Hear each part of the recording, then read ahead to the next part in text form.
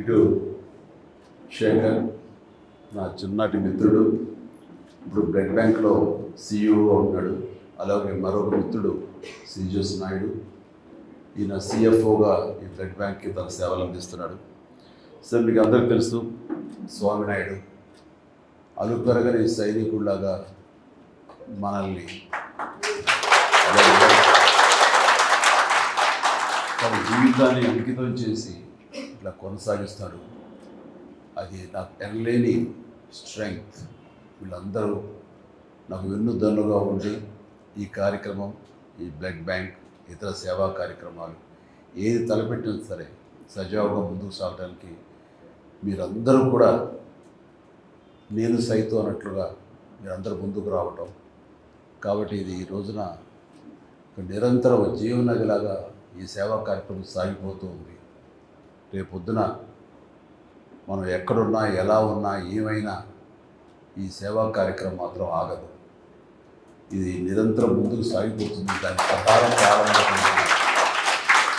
నా రక్తం పంచిన, రక్తం ఇచ్చిన నా తమ్ముళ్ళు, నా సోదరిమణులు, వీళ్ళందరి యొక్క సహకారంతో ఇది కొనసాగుతుంటుంది.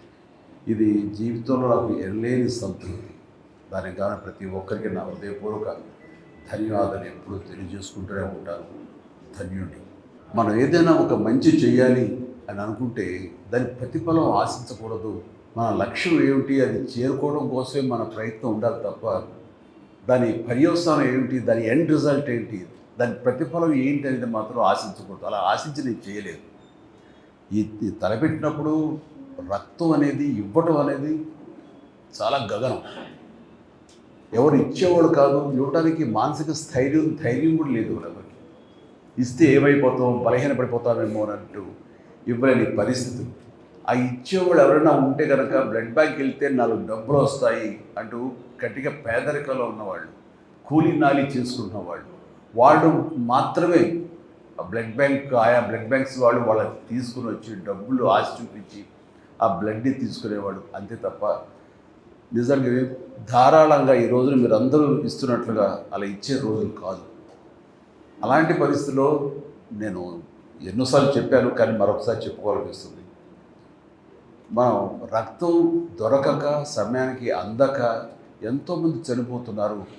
ఒక 2 బాటిల్స్ రక్తం దొరికితే కనుక ప్రాణాలు నిలబడేవి అని అన్ని పేపర్లో వచ్చినప్పుడు నాకు చాలా ఆశ్చర్యం వేసింది. అప్పుడు కూడా నాకు అవగాహన లేదు. నేను కూడా ఈ షూటింగ్ నిమిత్తం అలా ఉండి బిజీగా ఉండే ఆలోచనలో ఎప్పుడూ వాటి పక్క దృష్టి సారించలేదు. అది తెలుసుకున్న తర్వాత చాలా నిద్ర పట్టలేదు నాకు. యాక్సిడెంట్స్ అయ్యి కానీ, డెలివరీ సమయంలో అధిక రక్తస్రావం జరిగి కానీ, తలసేమియా వ్యాధిగ్రస్తులు కానీ, లుకేమియా వ్యాధిగ్రస్తులు కానీ ప్లేట్లెట్స్ లేక చనిపోతున్నారంటే నాకు చాలా బాధ అనిపించి, మనకి ఎంతోమంది అభిమానులు ఉన్నారు. వీళ్ళందరూ తలుచుకుంటే కనుక ఇది ఒక దేదీప్యమానంగా ముందుకు సాగిపోతూ ఉంటుంది.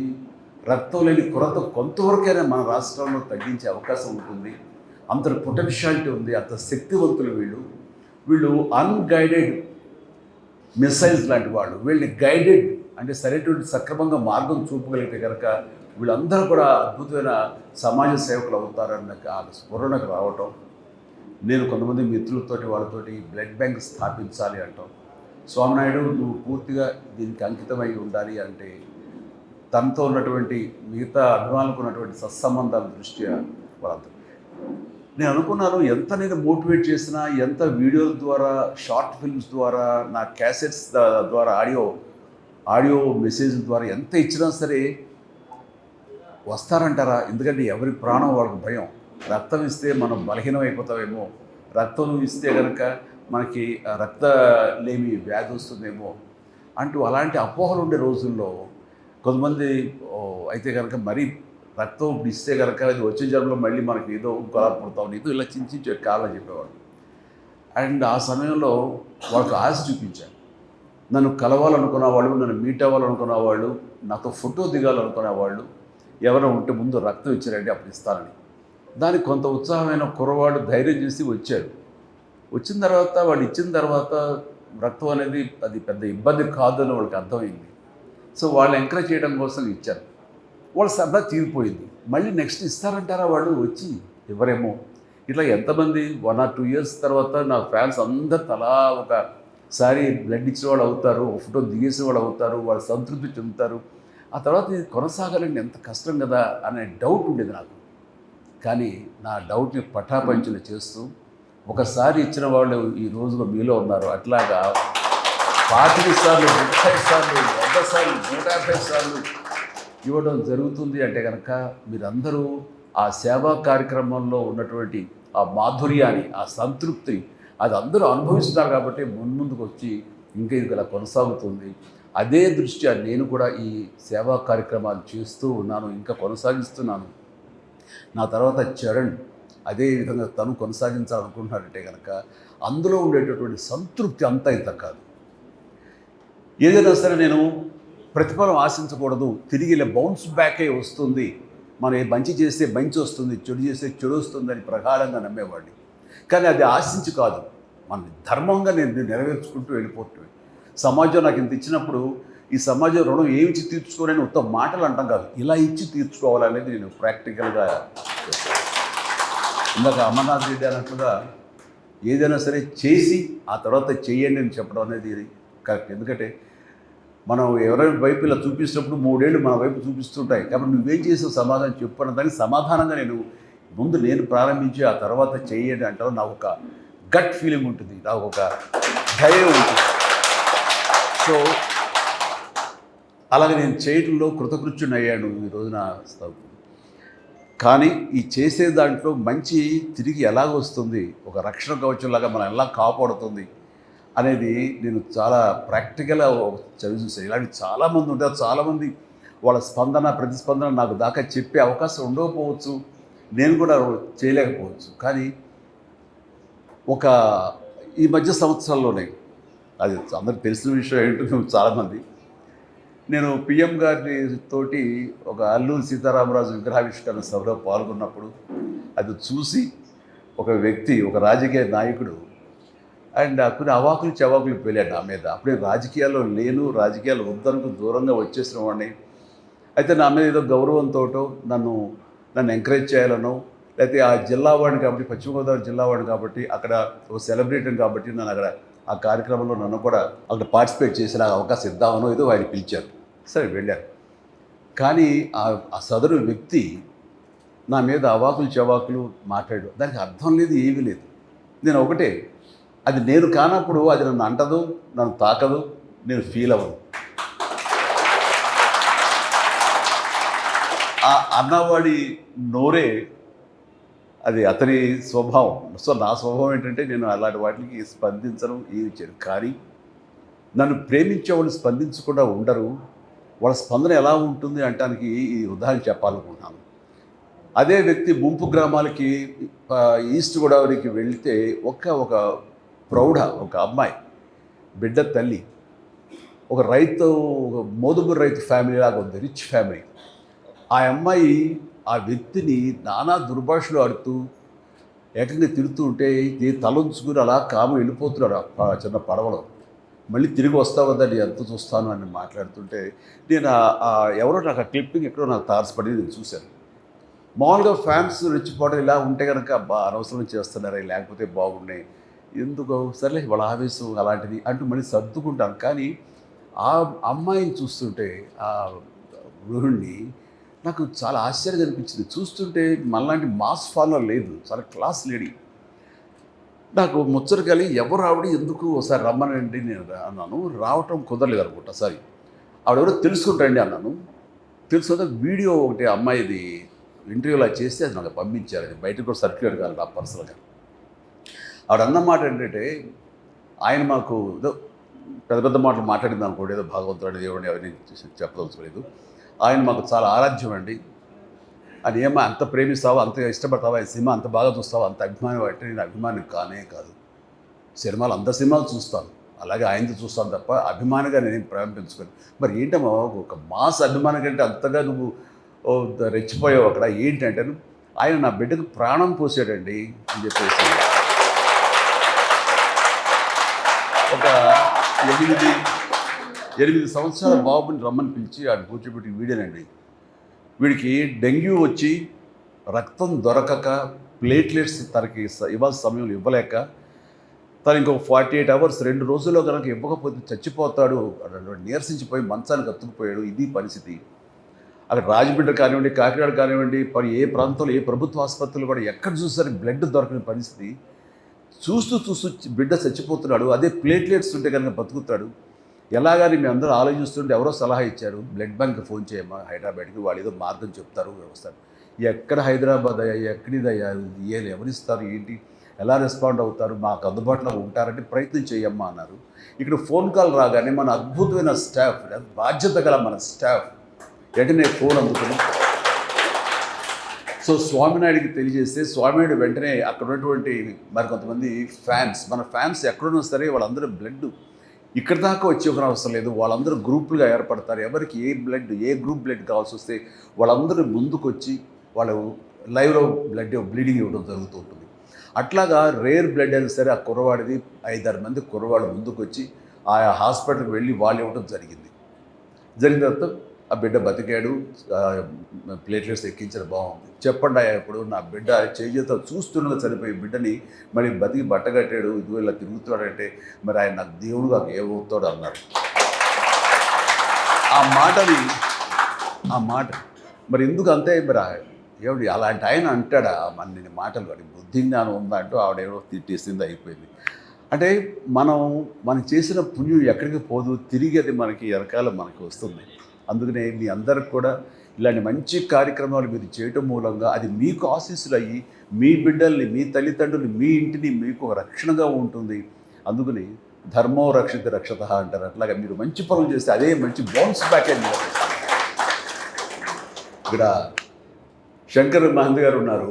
మరి ఆయన సౌమ్యుడు, ఎంతో మంచి చేసి మంచి ఆలోచిస్తాడు, మంచిగా ఉండాలి, తన వంతు ఏదో సహాయ కార్యక్రమాలు చేస్తుండొచ్చు, ఆయన ఎన్నో పుణ్య కార్యక్రమాలు చేస్తుండొచ్చేమో.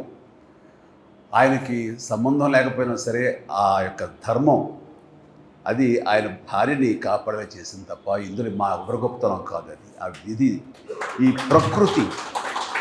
ప్రకృతిని మీరు దేవుడు అంటారా, దేవత అంటారా, మరొకటి అంటారా తెలియదు. ఈ power of this magnetism, power of this energy ఎప్పుడు మంచి అయితే మంచిగానే, నెగిటివ్ అయితే నెగిటివ్గానే ఎప్పుడు బౌన్స్ బ్యాక్ అవుతుంది. కాబట్టి మంచిగా ఆలోచించండి, మంచి చేయండి, సేవా కార్యక్రమాలు చేయండి, 10 మంది ఆశీస్సులు తీసుకొని ఇలాగ మీరు మీ కార్యక్రమాలు కానీ మీ దినచర్య కానీ ఉంటే కనుక ఖచ్చితంగా మీకు ఎనలేని సంతృప్తి ఇస్తుంది. శాంతంగా ఉంటారు, మనస్ఫూర్తిగా హాయిగా నిద్రపోతారు. నేను చేసేది అదే.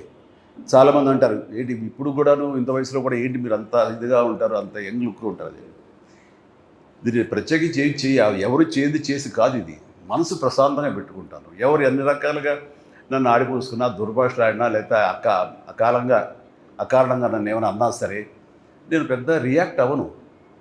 అదే స్థితప్రజ్ఞ అంటే స్థితప్రజ్ఞ అనే పెద్ద మాటలు నేను వాడను, కానీ అది నాకు తగలవు. అది నేను కాదు కాబట్టి నేను దాన్ని ఓన్ చేసుకోకపోతే కనుక వాళ్ళ మాట నన్ను బాధించవు. అందుకని ఎప్పుడు మనసు ప్రశాంతంగా ఉంచుకుంటాను, హాయిగా నిద్రపోతాను, నాకు పని ఉంటే కష్టపడి పని చేస్తాను ఏ రోజుకి, అంతే తప్ప మరొకటి కాదు. అండ్ ఇంత ధైర్యంగా ఈ సేవా కార్యక్రమాలు కొనసాగుతూ ఉన్నానంటే అది మీరందరి సహాయ సహకారాలే. ఆ వ్యక్తి, ఆ గృహిణి ఆ మాట అన్న తర్వాత నేను కాదమ్మా, ఎవరైతే కనుక బ్లడ్ డొనేట్ చేస్తున్నారో వాళ్ళు ఆ రక్తదాతలు నిజమైన దేవుళ్ళు, వాళ్ళు ప్రాణప్రదాతలు అని చెప్పి అదంతా కలిపి మీకే ఇస్తున్నాను. అది మీ పుణ్యం, అది నేను సంధానకర్తను, నేను ఒక వెపన్ అంతే, మధ్యలో ఒక ఆలంబన అంతే తప్ప దీని పూర్తి బాధ్యత, పూర్తి పుణ్యం, పూర్తి సంతృప్తి అంతా మీది. ఓకే, ఒక మంచి కార్యక్రమం మీతో చేయించగలుగుతున్నాను అన్న సంతృప్తి నేను ప్రతి దినం నేను ఫీల్ అవుతుంటాను. అండ్ ఈ కార్యక్రమానికి ప్రత్యేకించి మనం ఇలా మంచి పనులు చేస్తుంటే నా స్నేహితులు ఇద్దరు సిటీఓగాను, ఈయన ఒక చార్టెడ్ అకౌంటెంట్గా ఉండి తన స్కూల్స్ ఉండి ఆయన ఎడ్యుకేషనిస్ట్గా ఉంటూ ఇప్పుడు ఈ కార్యక్రమం చేస్తుంటే మాకు ఏదో జీవితకాలం అంతా ఏదో ఒక ఇలాంటి కార్యక్రమాలతో చేసుకుంటూ వచ్చాం, కానీ ఒక సంతృప్తి అనేది తెలియదు. నేను చెప్పాక సంతృప్తి, ఆ సంతృప్తి కోసం మేము పరితపిస్తున్నాం, ఏం చేయాలో తెలియట్లేదు. ఇక్కడ ఏదైనా ఒక పని ఉంటే చేస్తాం మాకు అని. ఇప్పుడు మీరు చాలా పెద్దోళ్ళు అయ్యా, ఇప్పుడు మిమ్మల్ని పోషించేంత శక్తి బ్లడ్ బ్యాంకు లేదు, మీరందరూ లక్షల్లో సంపాదించుకున్న వాళ్ళు, అది ఎవరంటే చిచ్చి డబ్బు ప్రసక్తి కాదు, మేము సంపాదించుకున్న మాకు చాలు, ఇక్కడ ఉండి ఫ్రీ సర్వీస్ ఆనరీ జాబ్ ఏదో ఒకటి ఇస్తే కనుక ఫ్రీ సర్వీస్ చేస్తామంటూ ఇటు శేఖర్ కానీ స్వామినాయుడు కానీ మన స్వామి నాయుడు కానీ వీళ్ళందరూ ఉన్నారు అంటే ఇది ఈ పుణ్యంలో మా వంతు కూడా మేము సైతం అంటే వాడు ముందుకు వచ్చారు. వీళ్ళందరినీ మీ సభాముఖంగా నేను మనస్ఫూర్తిగా అభినందిస్తున్నాను. సో ఈ రోజున మీరు అందరూ వచ్చారంటే ఏం ఆశించి వచ్చి ఉంటారు, వీళ్ళలాగానే ఇందులో కూడా మనం పార్టిసిపేట్ చేయాలి. మన APTA American progressive Telugu association ఆ సంస్థ వాడు 3 రోజులుగా సదస్సు నిర్వహించారు. అందులో లాస్ట్లో నేను వెళ్ళటం జరిగింది. వాళ్ళందరూ కూడా నేను అదే వాళ్ళకి చెప్పాను, వాళ్ళల్లో ప్రత్యేకించి నేను సినిమా యాక్టర్గా ఉన్నవాడిని, కొద్ది కాలం పాటు పొలిటికల్గా ఉన్నా సరే కార్పొరేట్ సంబంధించినటువంటి ఆ యంగ్ ఎంటర్ప్రినర్స్ సంబంధించినటువంటి సదస్సులో నేను ఏం మాట్లాడగలను, ఎంటర్ప్రినర్షిప్ కానీ కార్పొరేటివ్ అని అంటే వీటికి సరైన స్పెల్లింగ్ కూడా తెలియదు నాకు. నేను పూర్తిగా వ్యాపారాలు కానీ వీటికి కానీ చాలా దూరంగా ఉంటాను. కానీ నన్ను పిలిచారు కరెక్టేనా అని అన్నప్పుడు నేను వాళ్ళ దగ్గరికి వెళ్ళినప్పుడు ఒకటే మాట్లాడారు.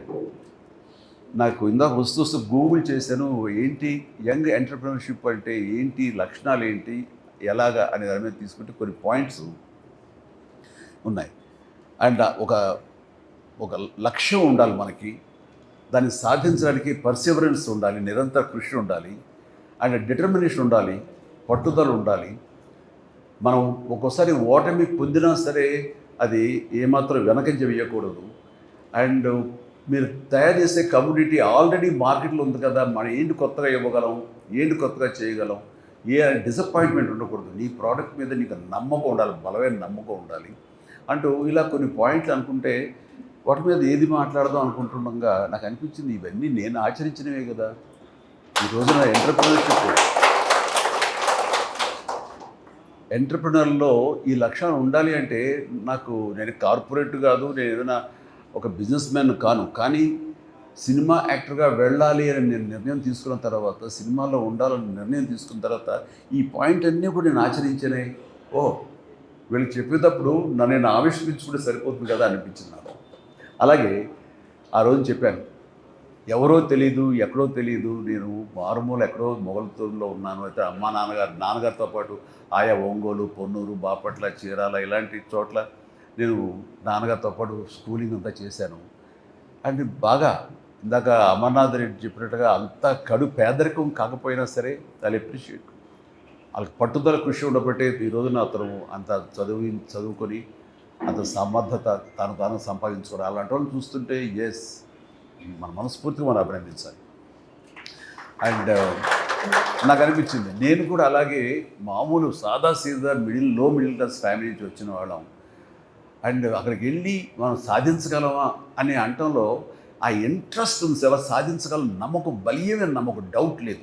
అలా డౌట్ పెట్టుకుంటే ఏది సాధించను, నేను చేయగలను, నా టాలెంట్ మీద నాకు నమ్మకం ఉంది. అప్పుడు గొప్పగా ఇప్పుడు చూస్తుంటే అప్పుడు చేస్తుంటే ఫిలిం యాక్టింగ్ చూస్తే కొంచెం నవ్వుస్తుంటే ఇంత ఎమర్జెన్సీగా చేశాను అని, కానీ అప్పట్లో అది చాలా గ్రేట్గా నేను డెలివరీ చేశాను ఫీలింగ్.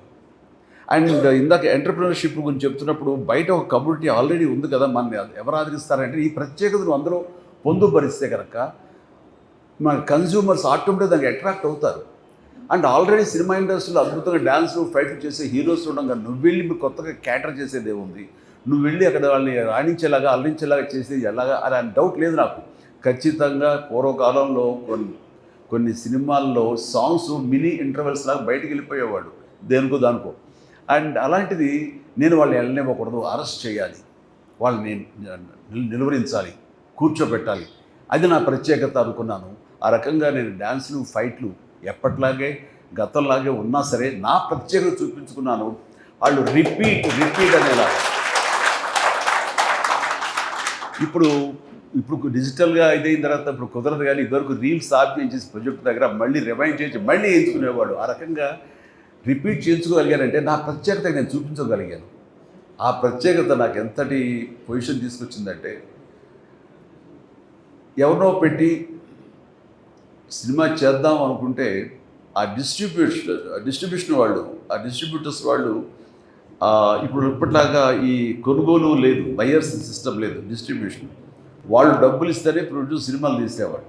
అందుకని వాళ్ళ కనుసన్నల్లో ఉండాలి, వాళ్ళ దయాభిక్ష మీద ఉండాలి. అలాంటి పరిస్థితుల్లో వాళ్ళు వచ్చిన తర్వాత ఇతనితోడైతే కనుక మేము ఇంత డబ్బులు ఇస్తాము, మిగతా ఎవరితోడైతే మాత్రం అంత బడ్జెట్ ఇవ్వలేము అని వాళ్ళు చెప్పినప్పుడు ఏంటి ఇంత ప్రత్యేకత అంటే ఆడియన్స్ని రిపీట్గా వచ్చేలా చేస్తున్నాడు. అయ్యా ఇతనైతేనే మా డబ్బులు గ్యారెంటీ, మినిమం గ్యారెంటీ ఉంటుంది, ఇతను పెట్టండి.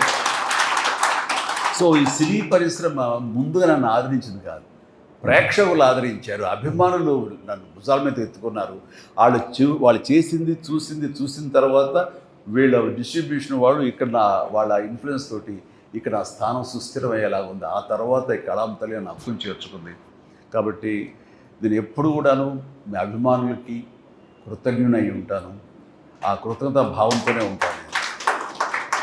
అండ్ అంత నమ్మకం మీ మీద ఉంది కాబట్టే ఈరోజు కూడా ఇంత బ్లడ్ డొనేషన్ అనేది, రక్తదానం అనేది సజావుగా సాగిపోతుందంటే కనుక అదంతా మీ సంకల్ప బలం. అండ్ నాకు ఈరోజు చాలా సంతోషంగా ఉంది. ఇలాంటి ఫ్రీక్వెంట్గా మనం కలుసుకుంటున్నాం. ఇంకా ఎంతోమంది ఇచ్చిన వాళ్ళు ఉన్నారు, వాళ్ళందరినీ ఇక్కడ అకామిడేట్ చేయలేక ఇవాళ కుదరలేదు. కానీ వాళ్ళందరినీ అండ్ స్వామినాయుడు ఇలా ఫ్రీక్వెంట్గా అప్పుడప్పుడు చేస్తూనే ఉండు, నా అవైలబిలిటీని చూసుకుని. ఇంకొకసారి సమయాలు ఉంటే కనుక మన చరణ్ కూడా వస్తుంటాడు, చేస్తుంటాడు. So thank you.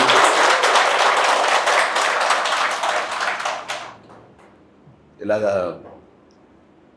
చాలా సంతోషం శంకర్ మహంతి గారు, మీ యొక్క ఎక్స్పీరియన్స్ మీరు చెప్పి చేశారు. ఆవిడ ఆరోగ్యం బాగుండాలి, మీరు అందరూ చాలా బాగుండాలని, మీరు ఇండస్ట్రీలో నిలదొక్కోవాలని ప్రయత్నం చేస్తున్నారు. ఖచ్చితంగా మీకు ఆ నమ్మకం పెట్టుకోండి, మీకు బాగుంటుంది. అండ్ ప్రతి వాళ్ళకి, మనిషికి ప్రతి ఒక్కరికి నా హృదయపూర్వక ధన్యవాదాలు. Thank you. So nice sir. ఇది మీ ఇల్లు లాంటిది, ఎనీ టైం రావచ్చు, వచ్చినప్పుడల్లా రక్తం లాగేసుకుంటారేమో భయపడక్కర్లేదు. మీకు అనుకున్నప్పుడు, మీకు అనిపించినప్పుడు, ఇస్తే బాగుంటుంది అనుకున్నప్పుడు డెఫినెట్గా ఇవ్వండి. ఆ ఎల్ఐన్ సంతృప్తి ఇస్తుంది మీకు. Thank you so much. Love you all. కార్యక్రమం